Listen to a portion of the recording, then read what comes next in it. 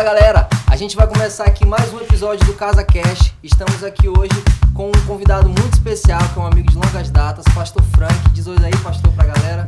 Oi pessoal, a paz de Cristo a todos. Estou aqui com minha digníssima esposa, linda e maravilhosa, que eu amo, né meu amor? E vamos lá, sem muito papo para começar o podcast. O Frank tá aqui, ele vai contar um pouco da sua trajetória, da sua vida com Deus, sua vida dos movimentos que ele já vem trabalhando aí com a galera e tudo mais. Então vamos lá, Frank, é contigo aí, a palavra é tua. Beleza. Primeiro eu queria agradecer, o convite, Me senti muito honrado, Lucas, a pastora Ellen, e estou muito feliz de estar aqui, participando disso. E queria me apresentar também, eu sou o Frank, sou pastor na Igreja Compaixão, onde temos a liderança do apóstolo Cláudio e a apóstola Kate, e estão orando nesse momento por todos nós, e sou grato a isso. E assim, Lucas, tu sabe mais ou menos a minha história, que a gente, além de sermos parceiros, somos amigos há muito tempo, já trabalhamos ministerialmente em alguns eventos e tal, já participamos de algumas igrejas, e a minha história começou, a minha conversão, assim, dizendo, foi no ano de 2000, eu me converti. Já conheci o evangelho aqui e ali, a minha irmã, a pastora Áurea, foi a primeira a se converter na família e foi trazendo as pessoas. E eu tomei a minha decisão por último, digamos assim. E veio pela dor, me envolvi, teve um tempo muito obscuro que eu não gosto nem de lembrar, onde me envolvi com muitas coisas que não deveria me envolver, entristeci a minha família, envergonhei muito o nome da família, mas enfim, quando foi em 2000, eu me converti, e nessa igreja que me resgatou, conheci um pastor muito, muito gente boa mesmo, que foi meu primeiro pastor e me discipulou e tinha um ministério evangelístico, underground, alternativo. E eu estava com uns 2 anos de convertido e ele me colocou para me liderar esse ministério alternativo. E ele era nacional, E na época aqui em São Luís bombou, digamos assim. Foi considerado o maior ministério alternativo, de roqueiros, regueiros e tal. O maior ministério alternativo do Brasil, Foi para São Paulo e tal, essas coisas. E foi um tempo muito bom, Foi um tempo muito bom, nós vivemos o evangelho, resgatamos jovens e tal, que até hoje continuam firmes, mas com a minha imaturidade, não soube conciliar as coisas e me decepcionei, com a igreja, com o ministério, e decidi mesmo me afastar da igreja, acreditando, numa tolice minha, acreditando que eu conseguiria ficar sem igreja e estava tudo bem com Deus, Isso é uma grande tolice e isso passaram-se 10 anos. Foi uma tristeza. Quando Deus, o próprio Deus, se revelou para mim que eu deveria voltar com o ministério alternativo. E aí que você entra na história, a gente já se conhecia, que eu tinha um som e tu trabalhava no som. Explorava. Onde eu abusava mesmo, assim, do Lucas, Eu pagava uma mixaria. 30 conto, amor, ele pagava R$30 pra eu passar o dia inteiro carregando caixa. Juba tinha 2 anos, cara, moleque. Aí ele me chamava, mas graças a Deus foi ele que me botou. Eu era cruel. Hoje eu fico rindo assim, mas eu era cruel. E o Lucas pediu aumento, eu dizia, mas se eu te der um aumento eu vou ganhar o quê? Mas foi assim, foi o início de uma grande amizade. Quando as escamas dos meus olhos caíram, eu conversei com ele e tal, e falei desse ministério alternativo e ele veio. E foi um tempo muito bom, o ministério On The Rock. E nós conseguimos levar esse evangelho para o Reviver e fazíamos acampamentos. Foi um tempo muito, muito bacana assim, na nossa vida, onde o Lucas me ajudou muito. E a vida profissional sempre interligada, que a gente mexia com eventos. E sempre quando a gente ia fechar essa parte financeira, eu falava assim, vamos fazer o justo, Aí ele falou, o senhor acha isso justo? Eu disse, tá bom, vamos fazer o justo. Vou te pagar tanto, tu acha isso justo? É justo isso, é justo aquilo e tal.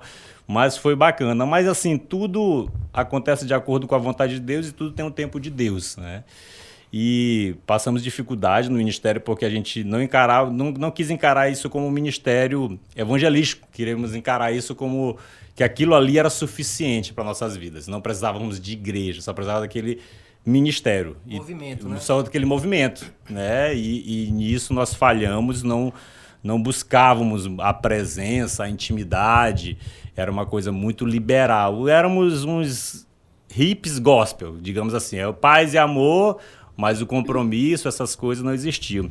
E o Lucas, né, ele sempre falava que ele precisava disso, ele uma hora ou outra ele falava isso para mim, eu disse, no tempo certo de Deus isso vai acontecer.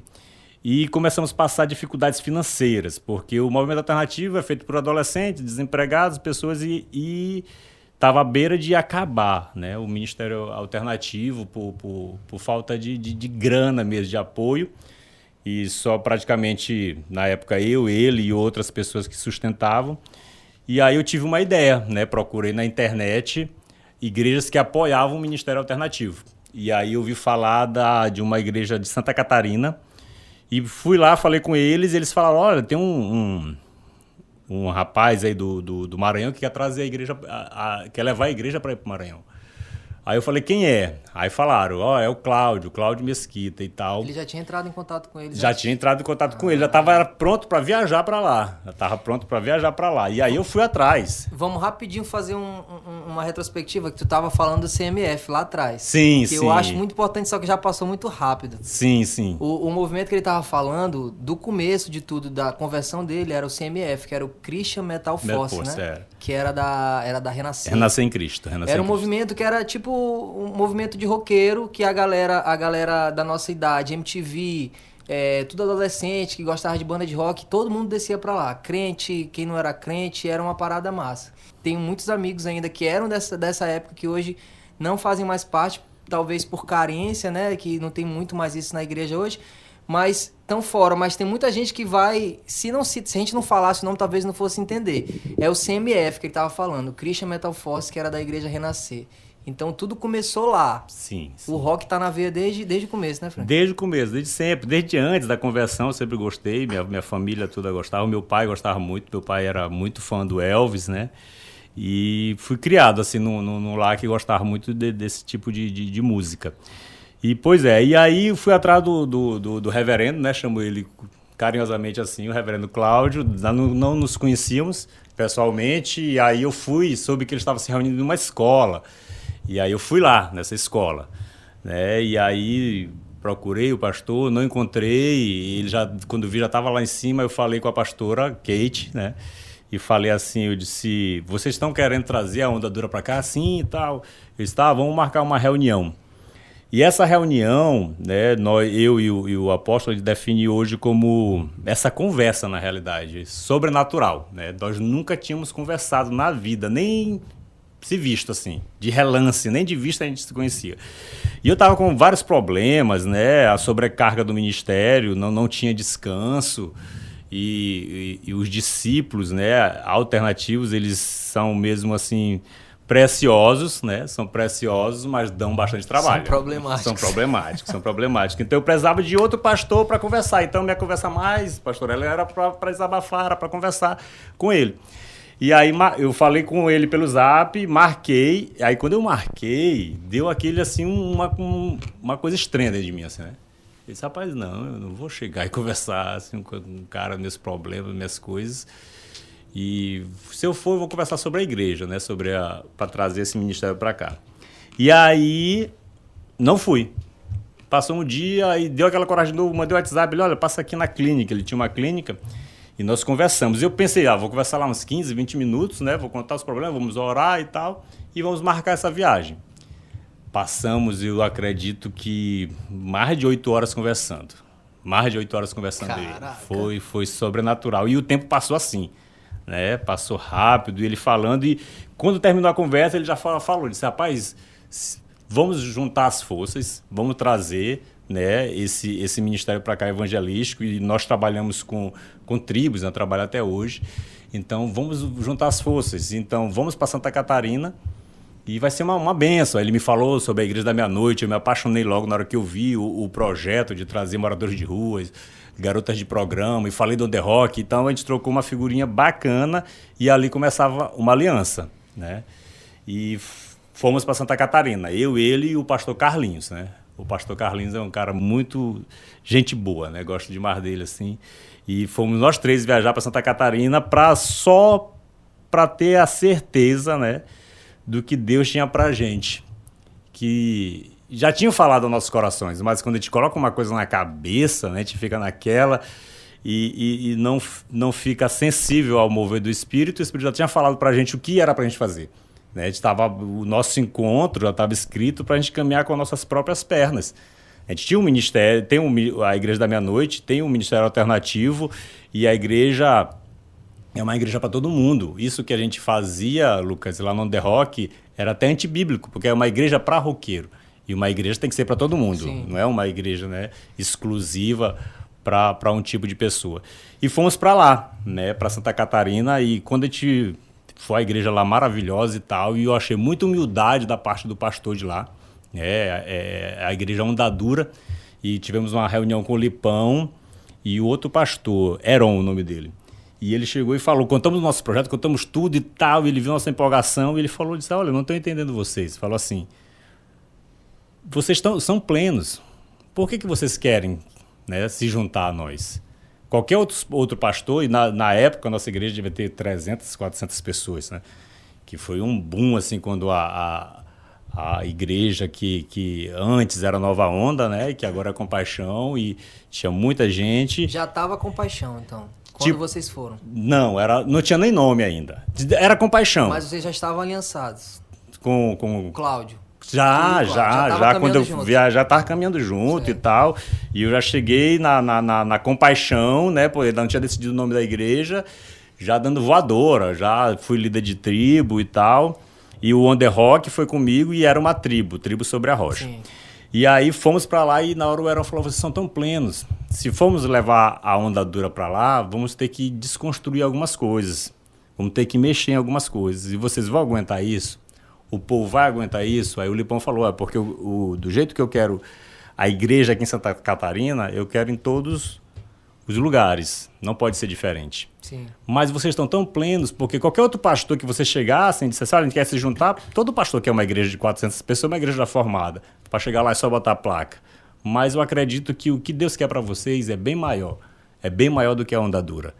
Então está na hora de vocês caminharem, vocês mesmos. A gente pode criar uma aliança, sermos igrejas amigas, mas eu acredito que isso for por revelação, eu creio que é dessa forma, vocês estão plenos. Então a gente foi para lá só para receber essa palavra.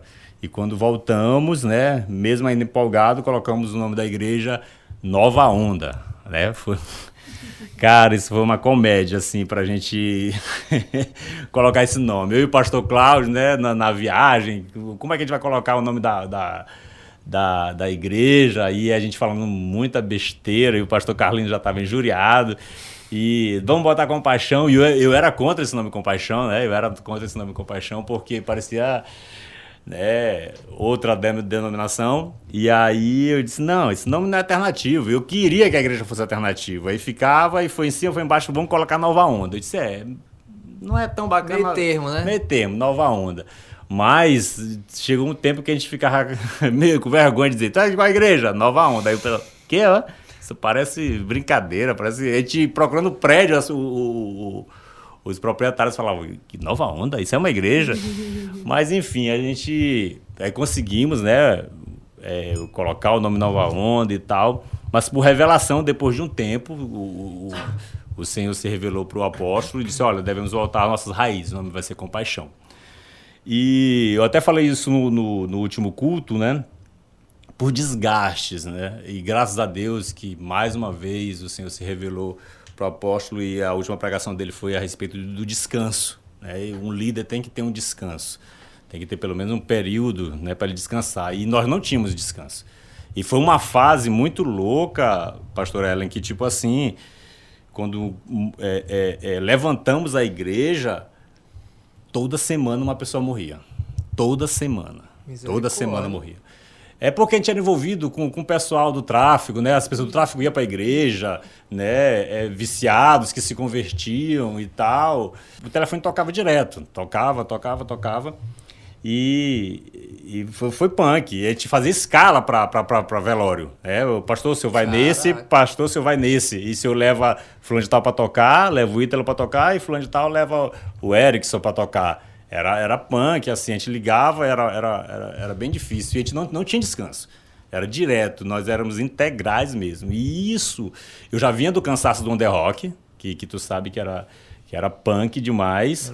E aí, quando eu vim para a Compaixão, né, e graças a Deus que o Senhor se revelou a respeito desse descanso, não tive um descanso e fomos...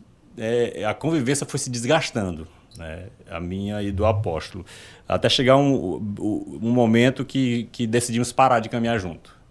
Eu falei, apóstolo, respeito muito o senhor. Então, para mim não lhe faltar com respeito, está na hora da gente parar, né? E todo rompimento, né, doloroso, e fomos e separamos, né? Digamos assim, que magoados e chateados um com o outro.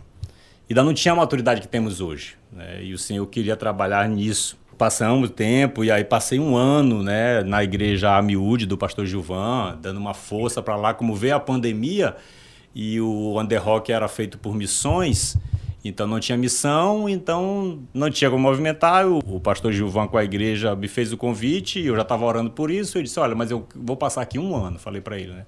Vou passar um ano aqui, eu sei que Deus tem algo, tá preparando algo. Eu sentia isso no coração, que Deus está preparando algo. Nunca imaginava que era um retorno. Não passava pela minha cabeça de forma nenhuma. E aí, nós passamos um ano maravilhoso lá. Eu amo demais o pastor Gil, a pastora Alessandra, e chegamos a esse fim. Aí, até pensei, o que Deus tem pra gente? Falei pra minha esposa, vamos orar. E uma hora ou outra, eu conversava com o apóstolo. E antes disso, né, eu estava esquecendo, no período que ainda não existia vacina, não tinha nada, Lucas, eu peguei Covid, né? E eu vinha, cara, foi um tempo cruel. Eu vinha preocupado com a Covid. A Rita, minha esposa, tem asma, o meu filho mais velho tem asma, eu tenho uma mãe de idade. E eu saía de casa, no meu condomínio não tinha ninguém, parecia The Walking Dead, não tinha ninguém, cara. Isso ali era muito, né? Trazia uma depressão, uma tristeza. E aí eu orei a Deus, né? Para o Senhor mandar um socorro. Quando eu soube que lá no trabalho, né, a gente ia trabalhar, porque eu trabalho numa TV e precisava mandar as notícias. E aí um amigo meu, do meu lado, eu trabalho aqui, ele trabalha na minha sala, minha sala é de vidro, a parede divisória, de vidro, né? a divisória. Ele pegou Covid, ele saiu de lá espirrando e na outra semana ele morreu. Aí foi punk. E aí eu olhei ele esse dia, pro vírus se manifestar, são 13, 14 dias, eu vou conferir. Quando deu no 13º dia, apareceu sintoma em mim. E aí eu fiquei no pânico, né? Porque, tipo assim, eu sou o chefe da família.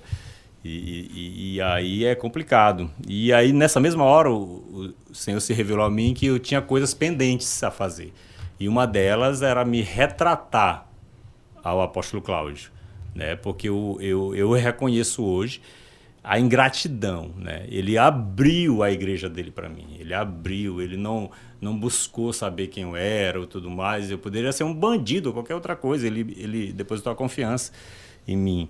E eu fui um ingrato. E aí eu liguei para ele e pedi perdão. E foi um momento muito bacana. E nos perdoamos. Cara, foi assim. Por isso que é bacana o perdoar, liberar o perdão e reconhecer, porque a gente vive em um tempo, Lucas, que nós sabemos que Deus tem que mudar algo na vida do meu irmão. Na minha vida eu não sei.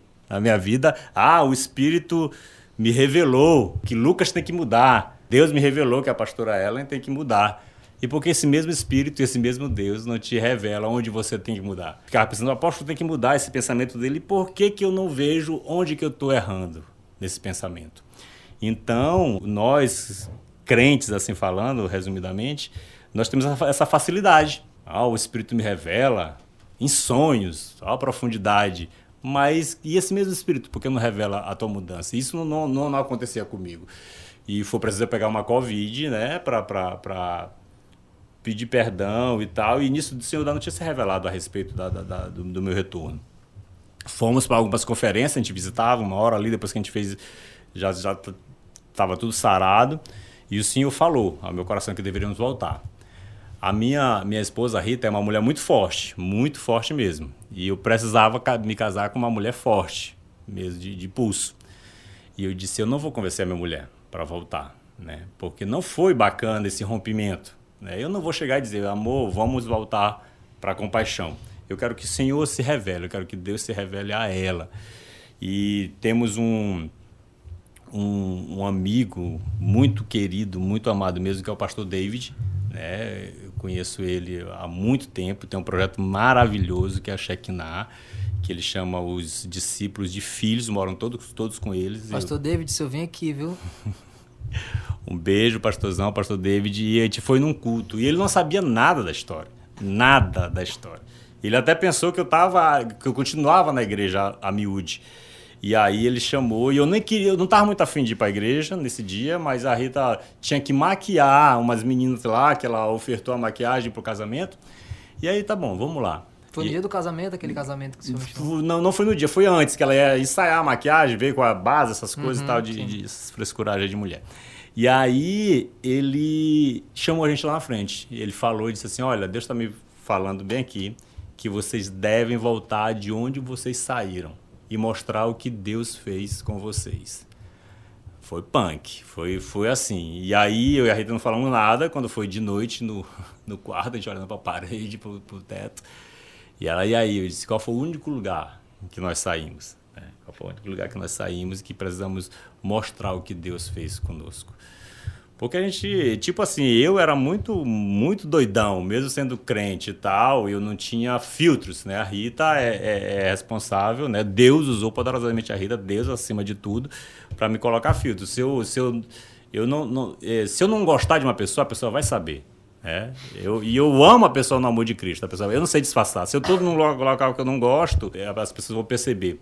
Como é que vamos fazer isso? Aí Rita falou e disse, olha, vamos voltar. Aí fomos para a Compaixão, conversamos com o apóstolo e com a apóstola, e Deus já tinha falado com a apóstola, né, que nós iríamos voltar, com a pastora Sônia, que é a mãe dela. Né, ele já foi organizando tudo, já nos bastidores. A pastora Sônia, a mãe da apóstola, disse que já sabia disso. E foi uma grande bênção. Só que eu disse, apóstolo, então vamos fazer alguma coisa. Eu não quero nada, eu não quero subir no púlpito agora.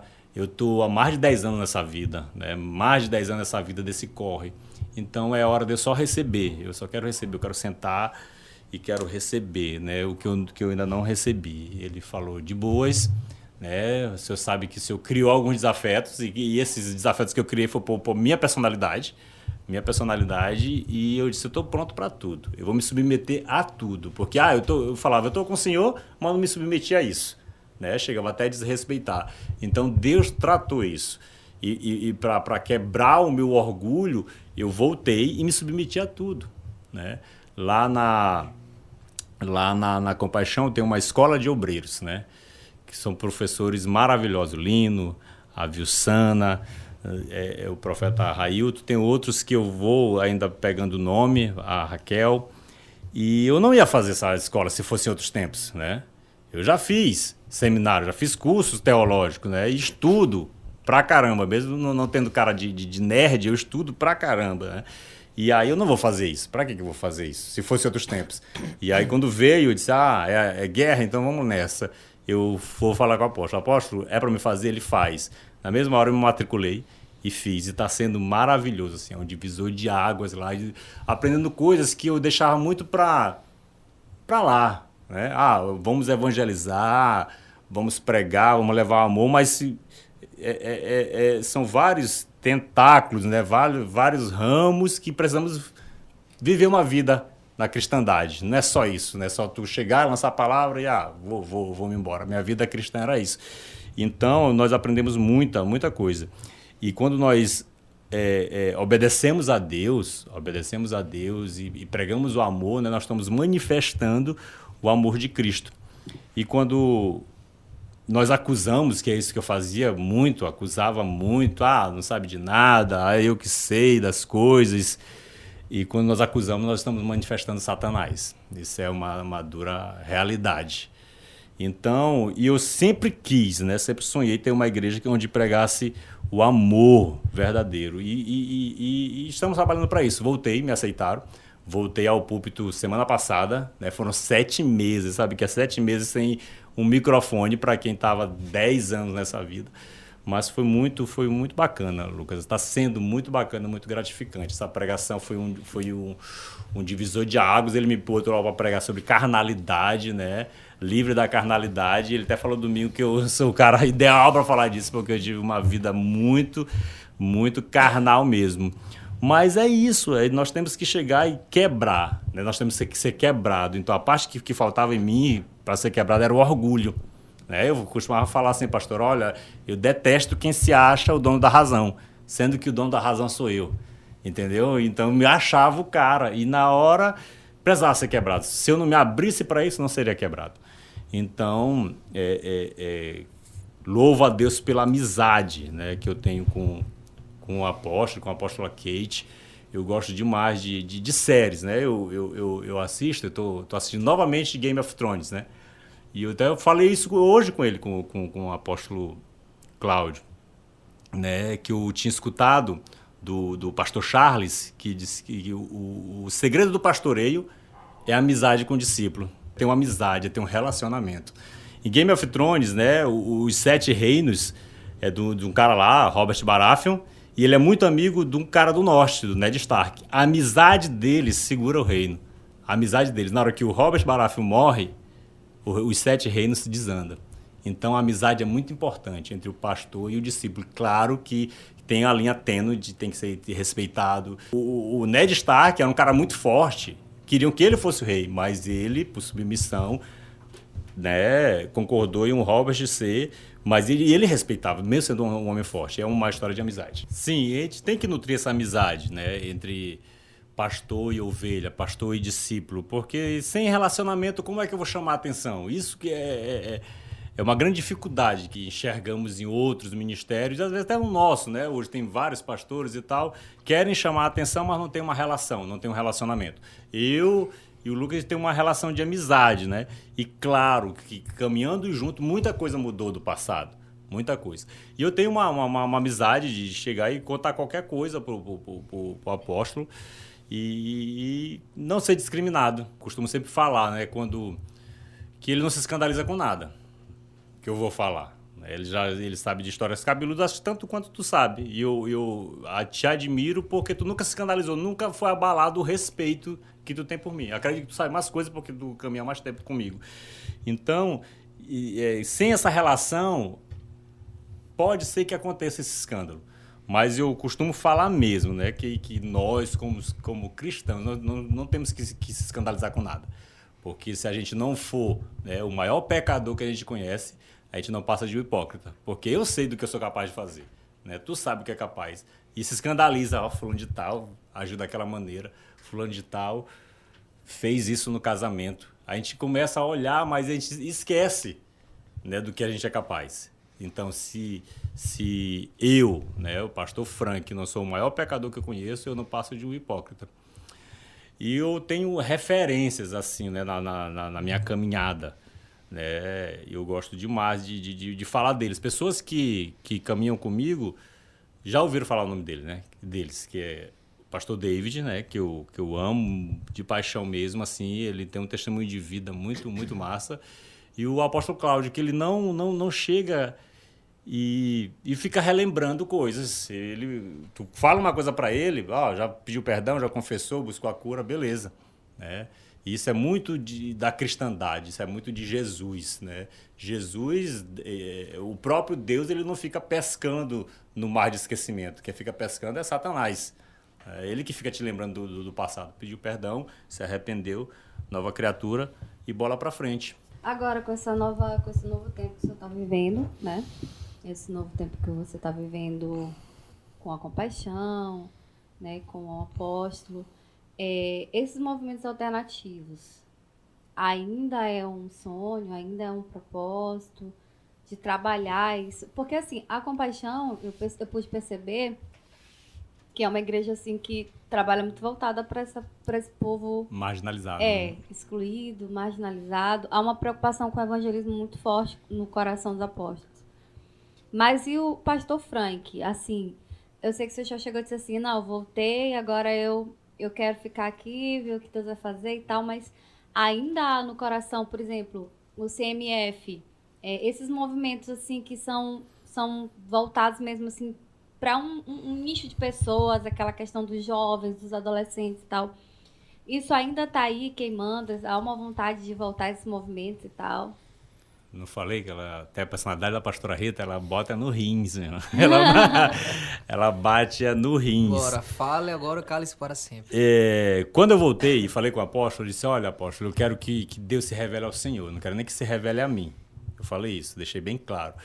Se eu não estou falando de ninguém, isso não é indireta para ninguém. Se a pessoa me conhece de verdade, sabe que eu não sou de indireta. Eu falo na tua cara, na lata, né? Na lata, eu falo mesmo. Dá isso, tijolada. Isso não é indireta para ninguém. Eu falei para ele e disse, ó, não estou falando isso para as pessoas acharem, né, que eu sou um coitadinho, ou eu não estou voltando porque eu quero assumir alguma coisa. Porque onde eu chego, não é porque eu estou na minha presença, não, mas eu causo, entendeu? Eu vivo falando. Se não for pra sair de casa e não causar, meu irmão, não é o pastor Frank, né? E aí, mas eu fiquei na minha, e eu falei isso de coração, não quero nada. E eu falei mais isso, Deus vai se revelar ao Senhor, o que for para me fazer.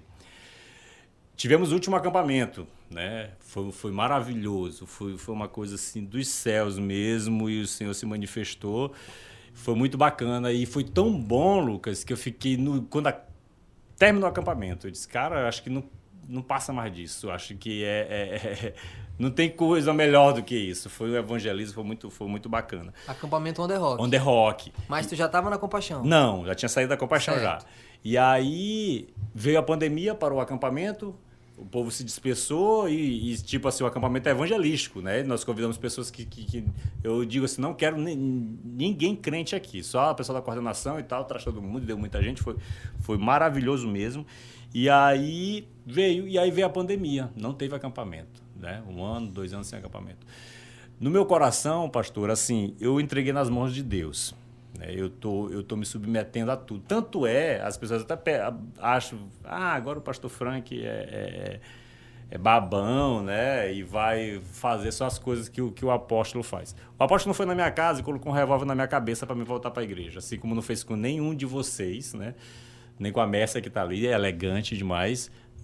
Mas se você, né, teve um direcionamento de Deus para caminhar com o apóstolo, para somar, você tem que submeter a princípios, a regras e a doutrina da igreja. Então, e isso é importante. Até para mim, para o podcast, eu pedi liberação. Eu sou pastor na Compaixão. Eu pedi a liberação, ele disse, não, vai na paz e está abençoado. Então, eu falei, olha, o Senhor, eu quero que Deus se revele ao Senhor. Então, eu estou esperando uma revelação, né? Eu sou apaixonado por isso. Eu tenho uma paixão, e tipo, eu me converti, eu vim desse mundo, então eu tenho isso na veia. Mas se o tempo se findou e Deus tem algo novo, eu estou aberto a isso. Eu estou aberto a outras ideias e tal. E o período sabático se findou nessa quinta-feira, né? Claro que vai ser gradativamente e eu estou disposto a isso mesmo.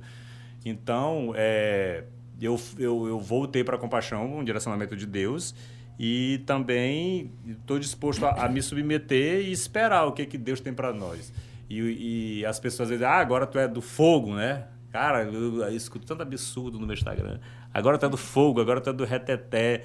E uma vez, numa conversa com o pastor David, ele falou assim comigo, ele disse, olha, pastor Frank, Deus quer mais do Senhor. Deus não quer só o Senhor no On The Rock, Deus quer mais do Senhor. E tem um pentecostalismo dentro do Senhor que o Senhor nem imagina. O seu problema é porque você não solta o controle. Você tem o controle de tudo. E isso não vem de Deus. Você tem que entregar o controle da sua vida inteira nas mãos de Deus.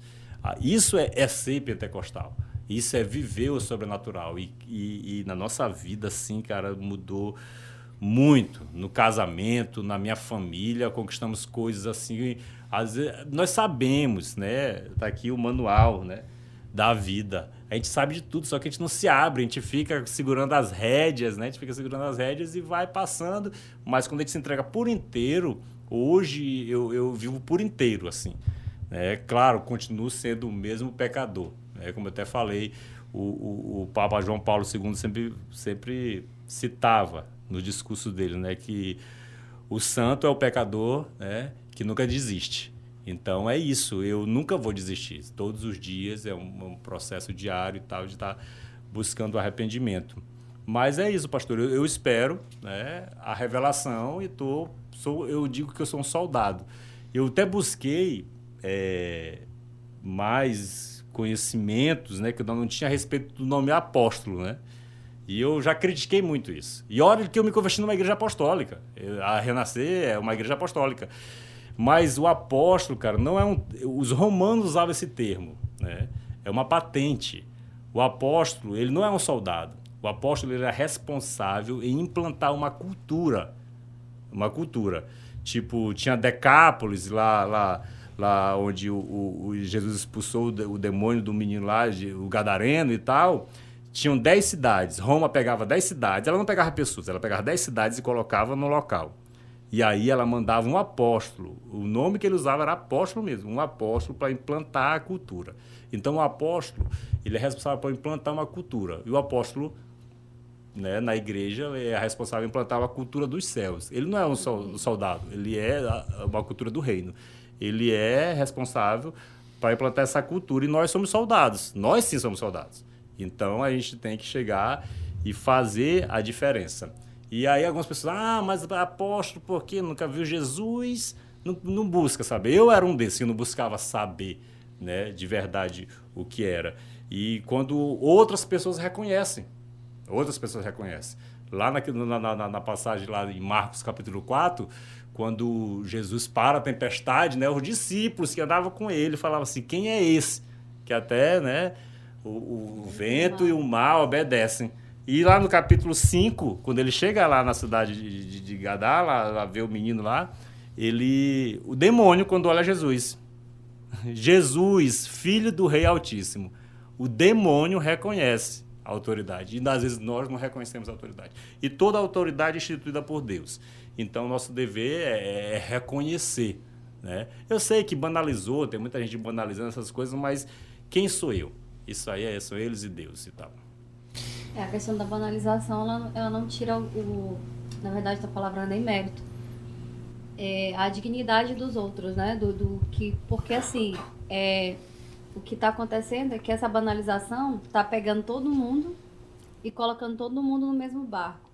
E na verdade não está todo mundo no mesmo barco. Tem gente que realmente ama a Deus, tem gente que realmente teme a Deus, tem gente realmente que leva o evangelho a sério, né? Enquanto tem gente que realmente não faz isso, né? E isso não é somente no evangelho, em todas as ordens da sociedade, né? Tem advogado que realmente advoga pela justiça, tem advogado que não. Tem juiz que realmente é justo e tem juiz que não. Então, não dá para pegar todo mundo e colocar todo mundo no mesmo barco e demonizar todo mundo, né? Tem gente que realmente serve a Deus e gente que realmente leva a sério as coisas. Esse título de pastor, ele tá muito banalizado. Sim. O título de apóstolo, tá tudo muito da banalizado. Igreja, né?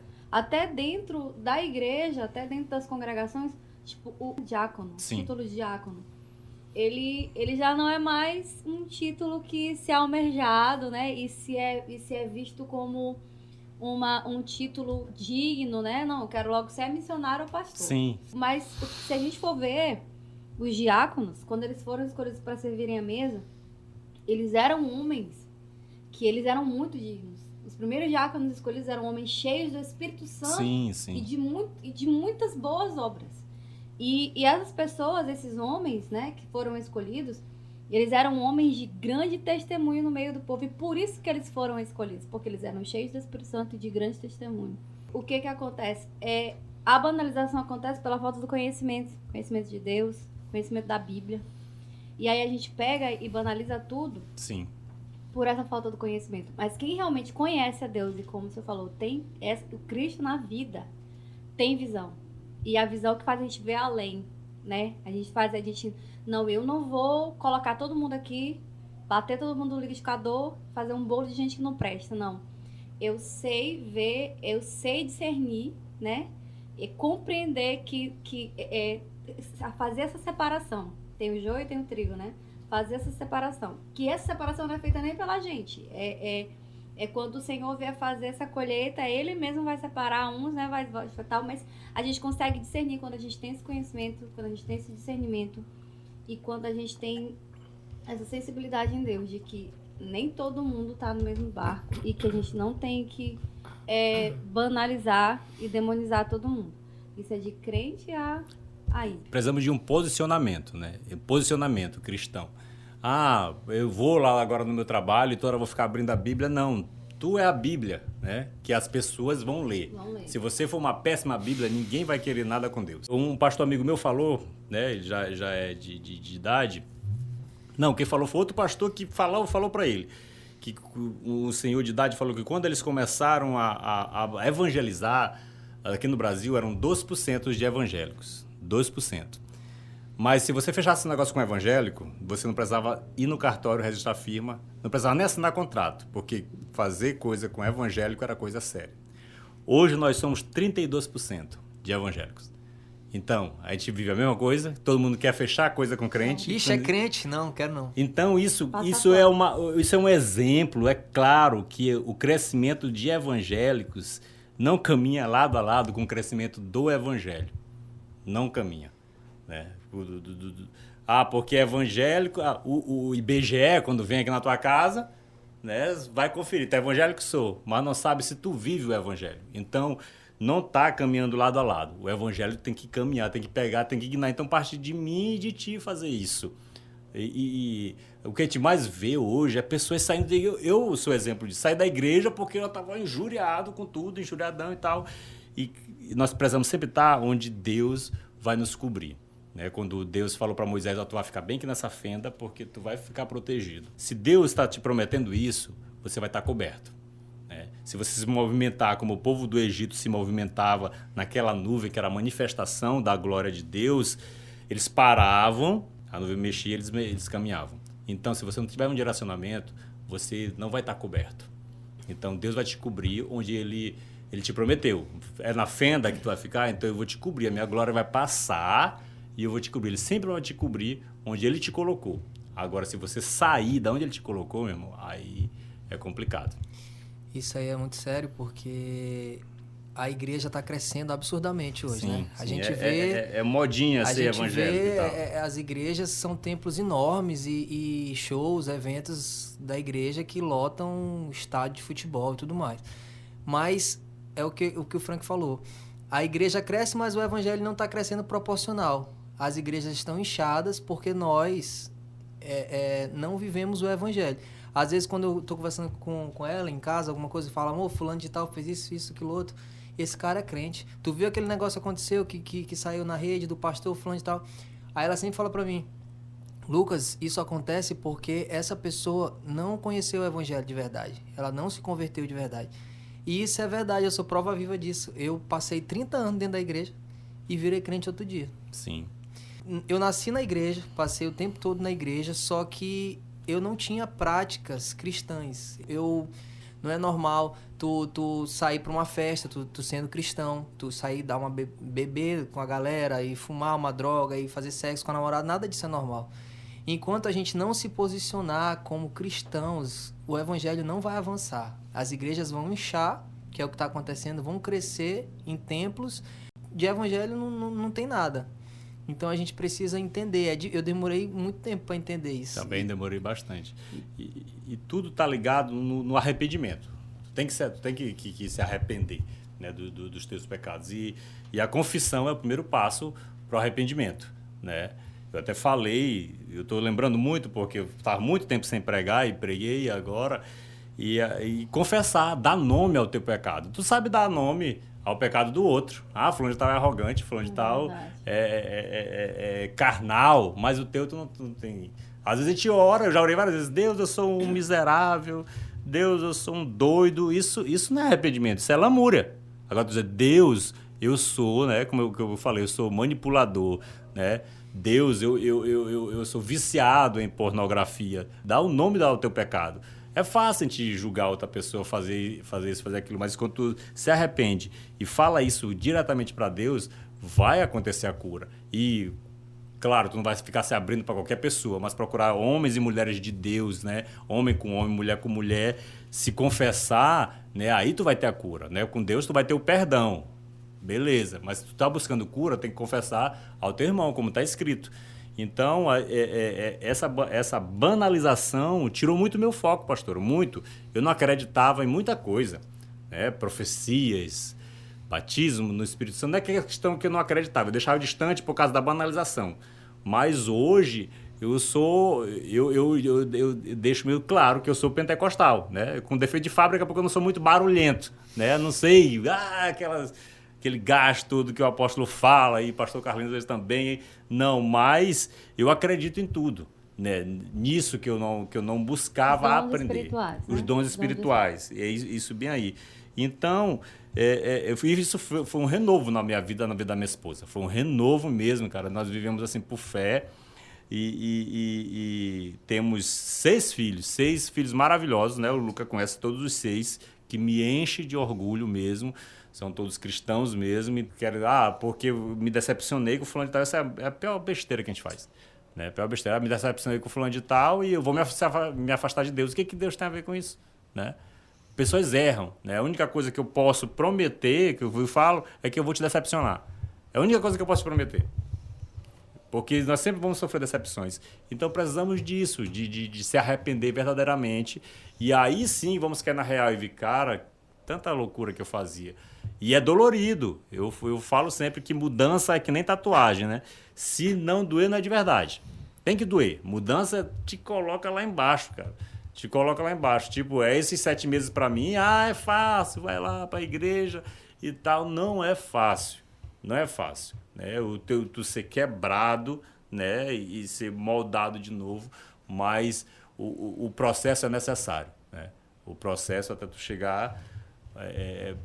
tá pronto para o teu propósito. Então, não pode chegar de qualquer jeito. E está sendo uma grande bênção e glória a Deus por isso. Esse é um outro ponto importante também que eu acho que a gente deve frisar em relação à igreja local, né? A submissão. O Frank contou a história dele, toda a bagagem, toda a palavra que Deus entregou para ele, o ministério que ele já tinha aberto, e aí ele rompe com a compaixão, volta com a compaixão, e ele volta com humildade e disposto a ser refeito, como ele acabou de falar. Ser quebrado e ser reconstruído debaixo da cobertura do apóstolo Cláudio. Então, eu acho que isso também é muito importante na vida do crente, né? A Bíblia fala que as autoridades foram instituídas por Deus.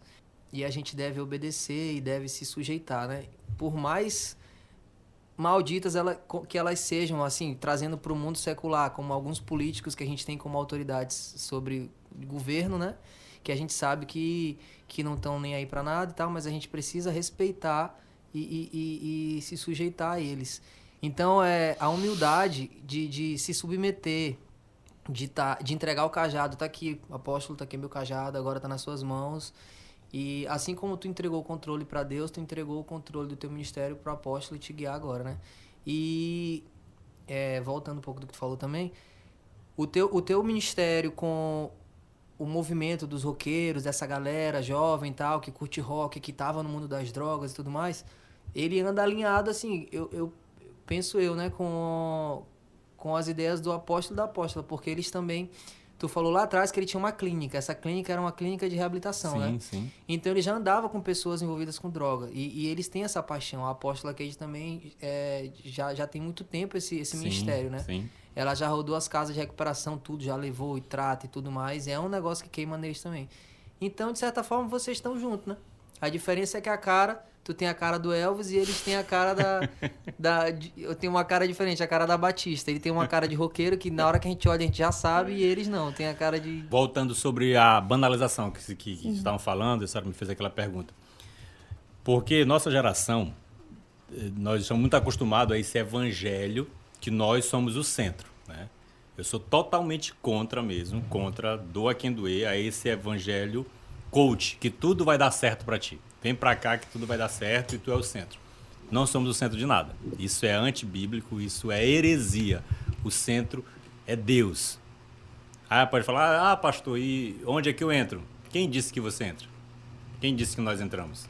Tudo é para Ele, por Ele, né? Tudo é feito para Ele. E está escrito, para que entre o Rei da Glória. Essa coisa de, venha para cá e eu sou o centro. Não, o centro é Ele. Sempre vai ser Ele. Sempre vai ser. E aí, nos acomodando, achando que somos o centro, e quando acontece uma decepção, largamos a igreja, colocamos culpa em Deus, sendo que Ele que é o centro de tudo. E precisamos nos arrepender de verdade mesmo. Não é essa questão, é entregar, né? Entregar o controle para Deus. Esse que é o grande lance, entregar o controle para Deus, buscar a santidade, que isso é o código, né? Para ter acesso ao Pai, é a santidade. Sem a santidade a gente não consegue, né? Que as bênçãos nos alcancem. E o que Ele prometeu vai ser cumprido. Isso é fato. Ele prometeu. A única pessoa que pode destruir isso é você mesmo.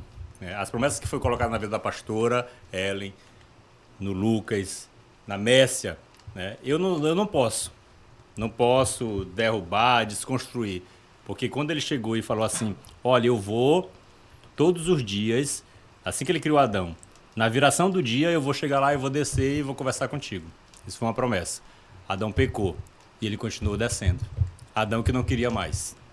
A gente se lamenta demais, dizendo, Jesus, tu esqueceu de mim, cadê você? Eu já falei isso várias vezes. Esqueceu de mim. Lá no livro de Lucas, capítulo 12, versículo 48, fala claramente que José e Maria foram para Jerusalém, na festa da Páscoa, e esqueceram Jesus lá. E quando eles chegaram, depois de 3 dias, chegaram de Jesus, o que eles falaram? Por que tu fez isso com a gente? Por que tu fez isso comigo, meu filho? Eles que esqueceram Jesus. Isso acontece até hoje. Nós esquecemos Jesus. A gente está numa geração de Eva, né, que prefere ouvir a serpente do que ouvir a Deus. Não porque a serpente tem mais credencial do que Deus, mas porque a serpente falou o que Eva queria ouvir. Caraca, essa aí é forte. Queria ouvir.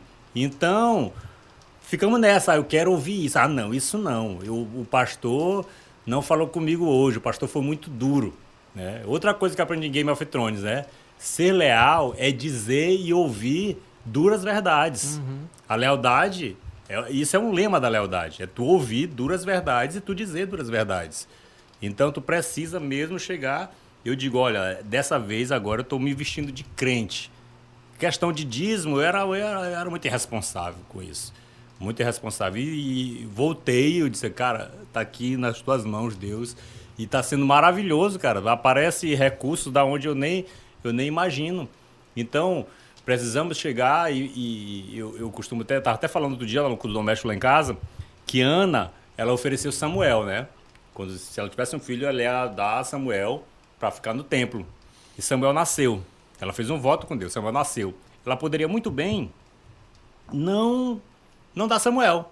Poxa, me arrependi. Como acontece com muitos de nós. A gente promete, faz voto de tolo e não cumpre.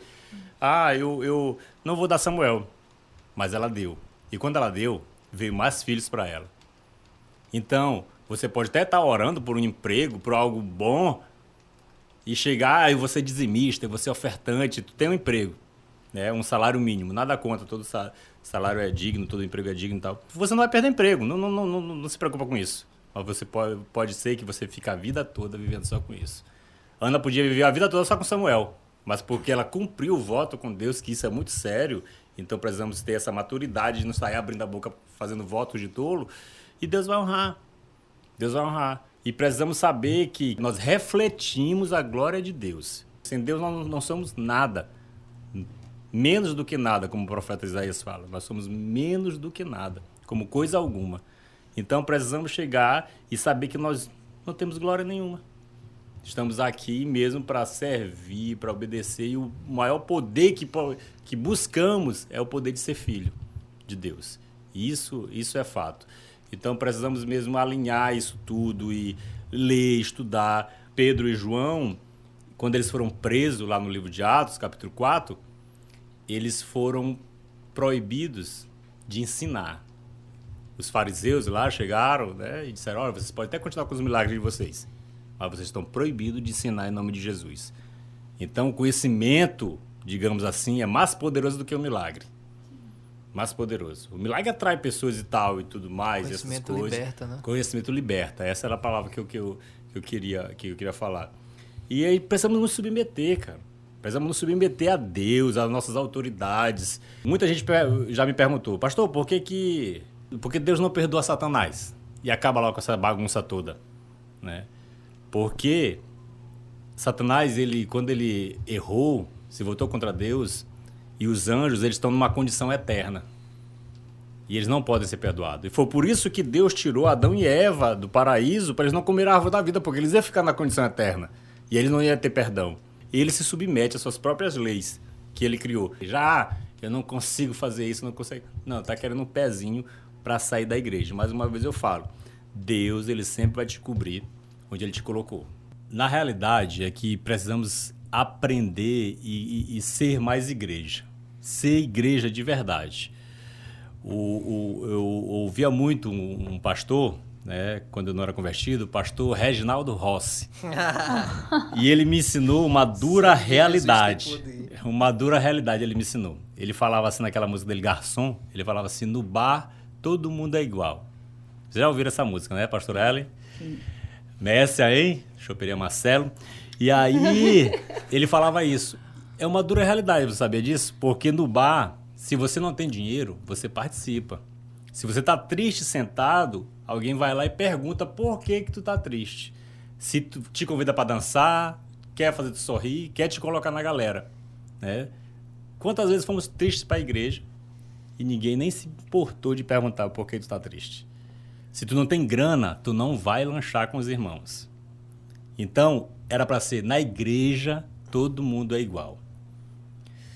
Os cultos da compaixão são maravilhosos, cara. São assim, eu sou fã demais, né? Deus desce, transborda, né? Muda, cura.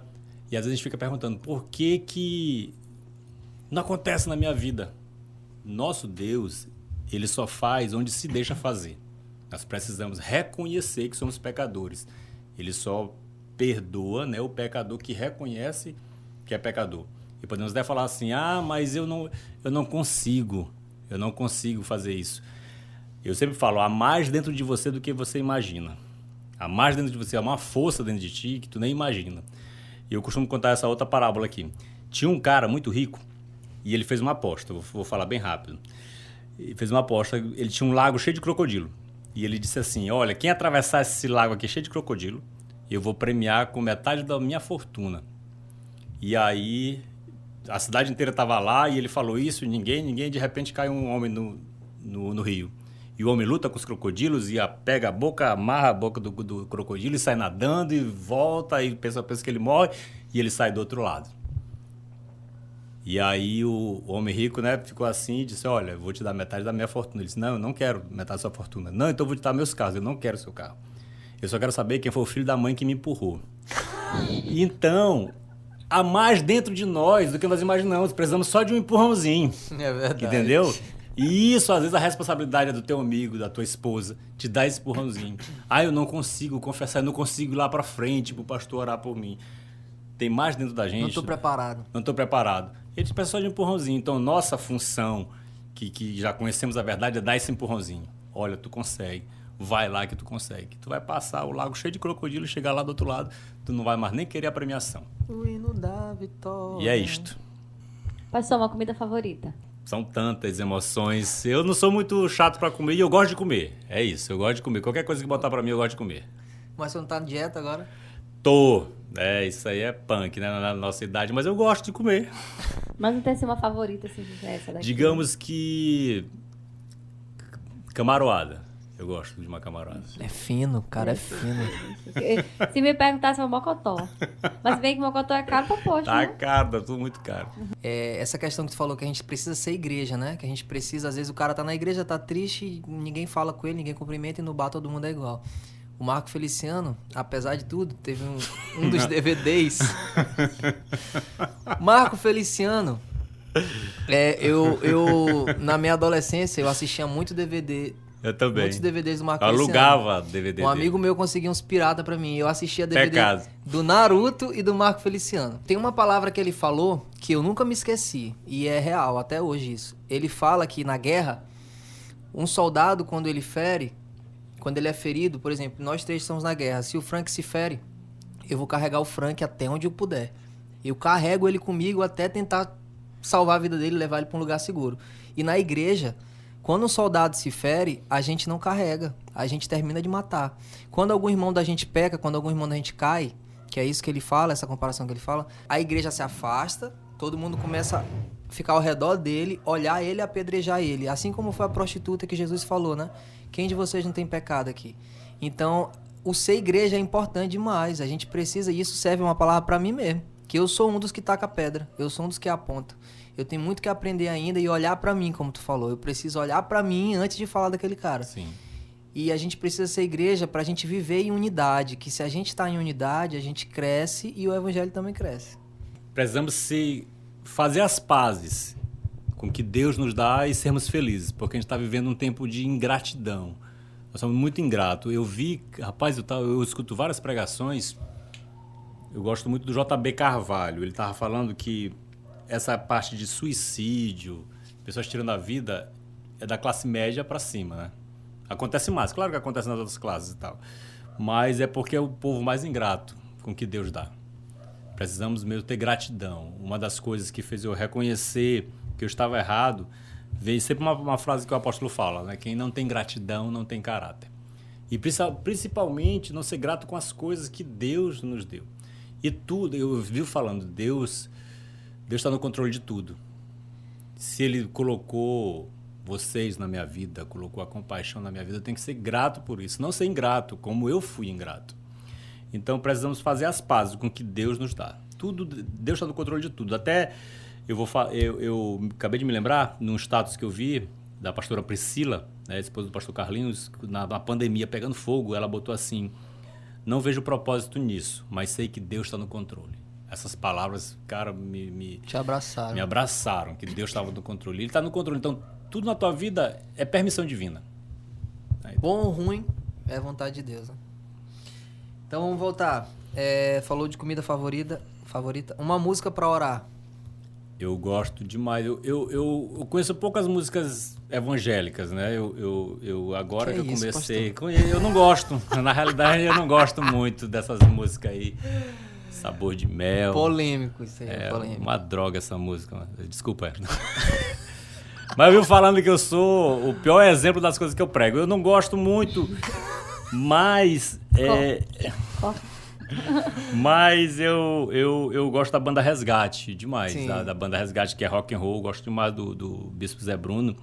Ele tem uma música que são Loucos e Sábios. É muito massa essa música. E eu sempre coloco... E para mim é uma oração. É muito, muito bacana. Um livro que recomenda? Eu gosto demais do Evangelismo por Fogo. É muito bom. Do Reinhard Bonnke. Reinhard Bonnke. Foi quando eu decidi voltar com o ministério e um pastor que eu odiava ele, e hoje é muito meu amigo, me deu de presente. E tinha uma frase grifada, que eu perguntei para Deus quando é que eu deveria voltar. Né? Eu ia me preparar um ano, voltar a estudar, que eu estava 10 anos sem fazer nada, e a única frase... Ele disse, olha, esse livro é meu, só tem uma... Deve estar arriscado por aí. Só tinha uma frase grifada. Falava assim: o único dia especificado no calendário milenar de Deus chama-se hoje. E eu estava perguntando quando é que eu deveria voltar. Toma! Viva Paulada hoje. na Verdade. cara. Viva hoje, é verdade. Glória a Deus. Um pregador que admira. Cara, eu gosto demais do Bispo Zé Bruno, pausa, e gosto demais do J.B. Carvalho e do pastor Ribinha, daqui de Pinheiro. Mas para mim, pregação não é só 40 minutos, pregação é uma vida. Pregação é uma vida. Você não prega só 40 minutos, você prega com sua vida. Então, se for para me escolher pregadores, eu admiro demais a vida do apóstolo Cláudio e do pastor David. Para mim, são os pregadores no geral. Eles têm uma boa oratória, os outros, mas no geral, que eu conheço, a vida são eles dois, pastor David e pastor Cláudio. Nossa. Um hobby? Eu gosto de ler. Por incrível que pareça, eu não tenho cara de nerd, mas eu leio muito e eu sou psicopata. Eu leio, assim, vários livros ao mesmo tempo. O primeiro livro do Harry Potter que eu ganhei foi tu que me deu, Pedra Filosofal. Todo surrado, e depois ele me vendeu o kit inteiro, acho que por uns R$1.000, porque ele sempre metia a mão em mim. Eu louvo a Deus pela vida do Harry Potter, sabia? Porque o Harry Potter incentivou as crianças a ler. As crianças não liam, não gostavam de livro. E o Harry Potter incentivou. Acho que Harry Potter eu li primeiro que Narnia ainda. Eu comecei a ler gibi, né? História em quadrinho que minha mãe me dava. Tinha um monte de caixa de gibi. Aí eu acho que eu não lembro, ou foi Harry Potter ou foi Narnia que me fez mesmo me apaixonar por livros também. Um conselho pare de levar a fofoca para Deus. Porque temos dificuldade de, eu tenho um encontro verdadeiro com Deus. E quando nós temos um encontro, a gente fala de quem? A gente fala do nosso irmão. O irmão fulano de tal é isso, o irmão fulano de tal é difícil, o pastor fulano de tal é difícil. Não, quando tiver um encontro com Deus, fale de você. Então o conselho é, pare de levar a fofoca para Deus. Fale de você. Um sonho. Como eu falei, eu tenho e estou engajado nesse trabalho de sonhar com essa igreja. Né? Nós, digamos que estamos caminhando para isso, né? Com paixão, com a visão do apóstolo, da apóstola, o sonho de uma igreja que consiga abraçar. O meu sonho é ter pessoas marginalizadas, pessoas, né, travestis, garotas de programa assistindo cultos. Isso é um sonho para mim. No Under Rock rolava, eu lembro. Rolava isso. Eu quero, assim, numa realidade maior. Eu quero isso demais. Proporção maior. Uma proporção maior, essa é a palavra. Defina sucesso. Sucesso é você enxergar os seus filhos fazendo o que você faz. Amar o próximo. Porque filho, meu irmão, vocês que são filhos, eles não te obedecem. Filho, ele te imita. Ele te imita. Se você pega a visão. Se você se ajoelha para orar, o teu filho vai se ajoelhar para orar. Dominique, se tu manda ele orar, ele não ora. Mas se ele ora. te vê fazendo, ele vai e faz. Exatamente, desse jeito. Dominique, o meu filho menor, ele ora e ora de joelho com as mãozinhas assim. Porque ele ora, ele olha, nós orando desse jeito. Antes de almoçar, ele ora dessa forma. E quando eu não estou em casa, às vezes estou trabalhando, resolvendo alguma coisa, eu sempre falo, né, antes de dormir, a gente vai orar, eu falo assim, alguém tem algum pedido? Aí as pessoas fazem os pedidos. Rita, né, Cléo, Arthur, os outros quando estão lá em casa. Aí quando eu não estou, Dominique que assume. Ele falou, quem tem alguma dica? Ele pensa que é pedido, né? Então, filho, ele não te obedece, ele te imita. Então, para mim isso é um sucesso, ver o Juba amando o próximo, a Gabi, né, amando o próximo, e a Luana lá na Shekinah transbordando esse amor. Para mim isso é sucesso. Então o legado vai continuar quando eu não estiver mais aqui.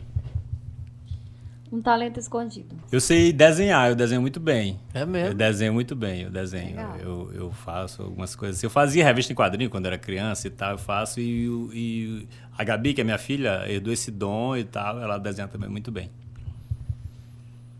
Qual canal que tu mais assiste?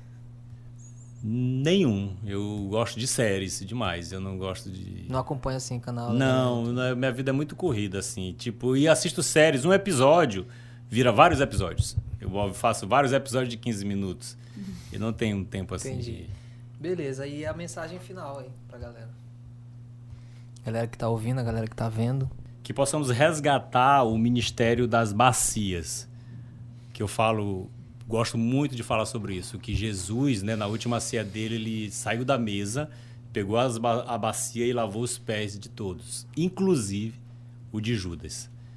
Porque hoje nós estamos recebendo, estamos virando obesos de tanto receber e não estamos mais servindo na bacia. Queremos a mesa e deixamos de lado a bacia. Vocês me chamaram de mestre e senhor, mas ninguém quer mais fazer isso. Ninguém quer lavar o pé do irmão. Ou se quer lavar o pé do irmão, é só, eu lavo o teu pé de boas. Mas de quem é meu desafeto? De quem vai me trair em algumas horas e quem vai me negar? Então que possamos deixar a mesa que é do Senhor, que é dele. A mesa é dele, não é nossa. Nós temos o ministério da bacia. Então que voltemos ao ministério de servir. E não esperando na mesa para ser servido. Show de bola. Então é isso, galera. Muito obrigado. Siga a gente nas redes sociais. Se inscreve no canal aí. Compartilha com a galera da tua família.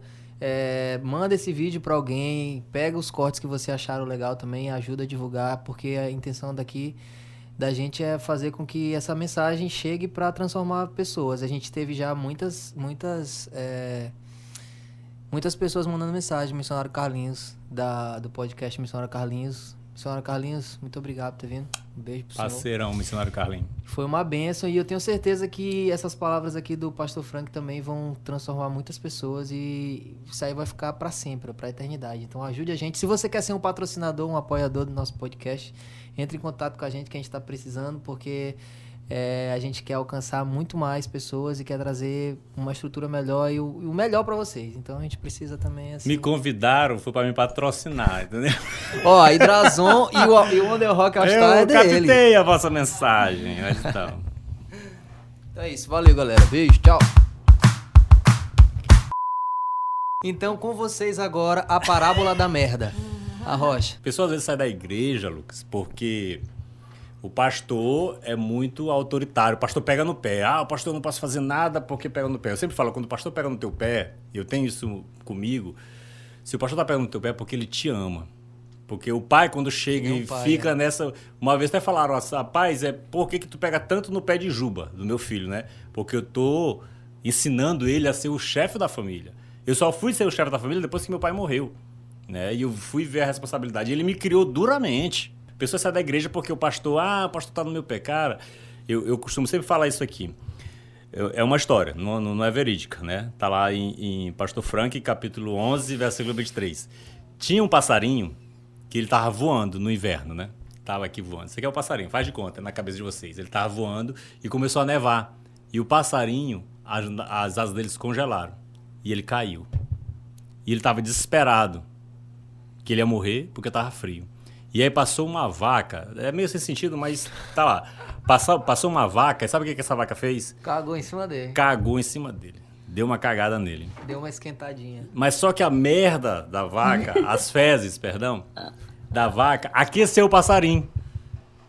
E aí ele ficou feliz da vida. Né? Começou a cantar e tal e tudo mais. E aí depois veio um gato. E o gato lambeu o passarinho todo, deixou o passarinho limpo. E depois que ele lambeu, o que ele fez? Não. Comeu o passarinho. Moral da história. Nem todo mundo que te caga quer o teu mal. E nem todo mundo que te lambe e te babe quer o teu bem. Se teu pastor, meu irmão, te caga, é porque ele quer você aquecido. Ele não quer que você morra e que você volte a voar. Glória a Deus. Ele volte a voar. Por isso que ele te caga, ele é duro com você. Ele quer que você sobreviva ao inverno e volte a voar. Agora, se você tem uma liderança que é o tempo todo te babando, o tempo todo te elogiando, meu irmão, isso aí tá errado. Te liga porque ele tá querendo te devorar e tá querendo te matar. E outra, se tu tá na merda, mas tu tá feliz, cantando, canta baixo. Porque nós, seres humanos, somos invejosos. O inimigo pode estar próximo. E ele vai ver tu cantando, ele não vai compartilhar com a tua alegria. E eu sempre falo que essa é a parábola da merda. Se você tá na merda, não fique triste. Tem um propósito pra isso.